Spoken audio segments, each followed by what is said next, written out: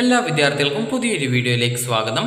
ഈ വർഷത്തെ self finance paramedical management അസോസിയേഷൻ്റെ അതായത് SPMAയുടെ വിവിധ പാരാമെഡിക്കൽ ഡിഗ്രി, ഡിപ്ലോമ അതുപോലെ തന്നെ PG കോഴ്സുകളിലേക്കുള്ള പ്രവേശനത്തിനായിട്ടുള്ള അപേക്ഷകൾ നാളെ അവസാനിക്കും. അതായത് ജൂലൈ 25 അവസാനിക്കുന്നതാണ്. ഇതുവരെ അപേക്ഷ സമർപ്പിക്കാത്ത വിദ്യാർത്ഥികൾ ഉണ്ടെങ്കിൽ ഓൺലൈനായിട്ട് വിദ്യാർത്ഥികളുടെ അപേക്ഷ സമർപ്പിക്കുന്നതിനായിട്ട് ശ്രദ്ധിക്കുക.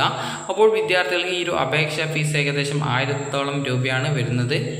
അപ്പോൾ വിദ്യാർത്ഥികൾക്ക് ഇവിടെ മെനു ബാറിൽ ക്ലിക്ക് ചെയ്ത് കഴിഞ്ഞ് താഴോട്ടേക്ക് സ്ക്രോൾ ചെയ്യുന്ന സമയത്ത് ഇവിടെ നിങ്ങൾക്ക് കാണാൻ സാധിക്കും ഡൗൺലോഡ് പ്രോസ്പെക്ടസ് എന്നുള്ളത്. അതിൽ ക്ലിക്ക് ചെയ്തുകൊണ്ട് നിങ്ങൾക്ക് ഓരോ കോഴ്സിൻ്റെ ഡീറ്റെയിൽസും അതുപോലെ തന്നെ ഏതൊക്കെ കോളേജിൽ ഏതൊക്കെ കോഴ്സുകളാണ് ഉള്ളത് എന്നുള്ളതും അതുപോലെ തന്നെ എത്ര രൂപയാണ് ഫീസ് വരിക എന്നുള്ള ഡീറ്റെയിൽസും എല്ലാവിധ ഡീറ്റെയിൽസും ഇതിൽ നൽകിയിട്ടുണ്ട്.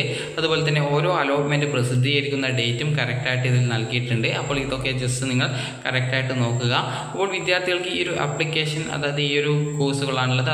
അത് PG കോഴ്സുണ്ട്, ഡിഗ്രി കോഴ്സുണ്ട്, ഡിപ്ലോമ കോഴ്സുകളുണ്ട്. അതായത് BSc MLT, BSc optometry, BSc perfusion technology, അതുപോലെ bachelor of cardio vascular technology അതായത് BCVT, bachelor of dialysis technology അതായത് BDT, BSc neuro technology BNT, അതുപോലെ തന്നെ MSc കോഴ്സുകളായിട്ടുള്ള അതായത് മാസ്റ്റർ ഓഫ് ഒപ്റ്റോമെട്രി, അതുപോലെ തന്നെ MSc MLT, അതുപോലെ തന്നെ പാത്തോ, അതുപോലെ തന്നെ MSc MLT ബയോ, അതുപോലെ MSc MLT മൈക്രോ എന്നിങ്ങനെയുള്ള കോഴ്സുകളും ഡിപ്ലോമ കോഴ്സുകളായിട്ട് അതായത് ഈ ഒരു മെഡിക്കൽ ലബോറട്ടറി ടെക്നോളജി അതായത് DMLT, അതുപോലെ diploma in radiological technology and radio diagnosis DRT RD, അതുപോലെ തന്നെ diploma in cardio vascular technology, അതുപോലെ diploma in operation theatre and anaesthesia technology അത് .AT, അതുപോലെ diploma in dialysis technology DDT, diploma in ophthalmic assistant DOA, അതുപോലെ diploma in neuro technology DNT, അതുപോലെ diploma in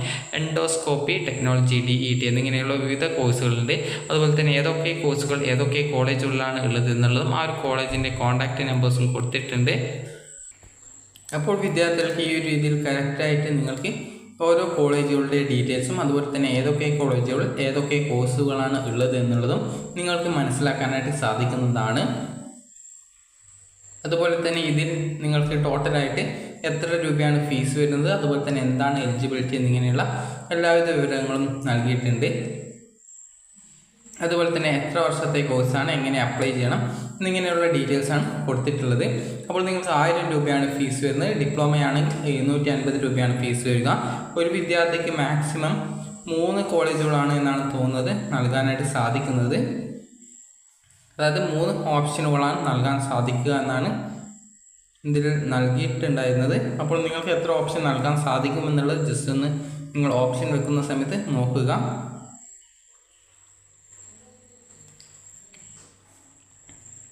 അപ്പോൾ ഇവിടെ അതുമായി ബന്ധപ്പെട്ടുള്ള ഡീറ്റെയിൽസൊക്കെ കൊടുത്തിട്ടുണ്ട്. ഇങ്ങനെ നിങ്ങൾ ഈ ഒരു ആപ്ലിക്കേഷൻ നൽകണം എന്നുള്ളത് നൽകിയിട്ടുണ്ട്. അതുപോലെ തന്നെ എന്തൊക്കെ ഡോക്യുമെൻറ്റ് അപ്ലോഡ് ചെയ്യണം എന്നിങ്ങനെയുള്ള ഡീറ്റെയിൽസും ഇതിൽ നൽകിയിട്ടുണ്ട്. അപ്പോൾ വിദ്യാർത്ഥികൾ 3-ൽ കൂടുതൽ ഓപ്ഷൻ നൽകാൻ സാധിക്കുമെന്നുള്ള കാര്യം നോക്കുക. അതുപോലെ തന്നെ എങ്ങനെ നിങ്ങൾക്ക് എന്തൊക്കെ ഡോക്യുമെൻറ്റ്സാണ് അപ്ലോഡ് ചെയ്യാനായിട്ട് വേണ്ടതെന്നിങ്ങനെയുള്ള എല്ലാവിധ ഡീറ്റെയിൽസും കൊടുത്തിട്ടുണ്ട്. അപ്പോൾ വിദ്യാർത്ഥികൾക്ക് നാളെ വരെയാണ് ഈ ഒരു അപേക്ഷ നൽകാനുള്ള അവസാന തീയതിയായിട്ട് പറഞ്ഞിട്ടുള്ളത്. അതുപോലെ തന്നെ ഫീ ഡീറ്റെയിൽസും എല്ലാവിധ ഡീറ്റെയിൽസും ഈ ഒരു പ്രോസ്പെക്ടസിൽ തന്നെ കൊടുത്തിട്ടുണ്ട്. അപ്പോൾ വിദ്യാർത്ഥികൾക്ക് അതുപോലെ തന്നെ ഇതിൻ്റെ ആ ഒരു റാങ്ക് ലിസ്റ്റ് പ്രസിദ്ധീകരിക്കുന്നത് 28-ാം തീയതിയാണ് എന്നാണ് പറഞ്ഞിട്ടുള്ളത്.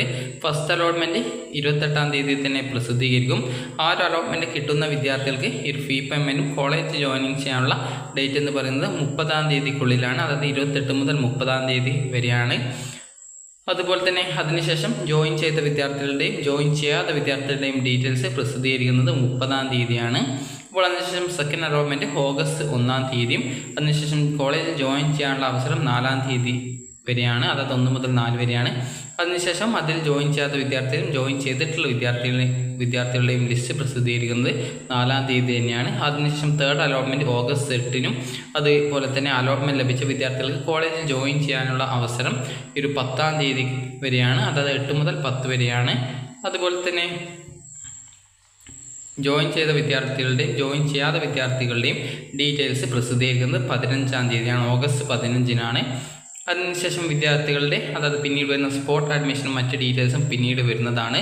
അപ്പോൾ ഈ ഒരു ഡേറ്റ് നീട്ടുമോ ഇല്ലയോ എന്നുള്ള കാര്യം അറിയില്ല. അതുകൊണ്ട് തന്നെ നിങ്ങൾ ഈ ഒരു അപേക്ഷ നൽകാൻ താല്പര്യപ്പെടുന്നുണ്ടെങ്കിൽ അപേക്ഷിക്കുക. അപ്പോൾ ഈ ഒരു വീഡിയോ വിദ്യാർത്ഥികൾക്ക് ഉപകാരപ്രദമായിട്ടുണ്ടെങ്കിൽ ലൈക്ക് ചെയ്യുക, ഷെയർ ചെയ്യുക. Thank you for watching.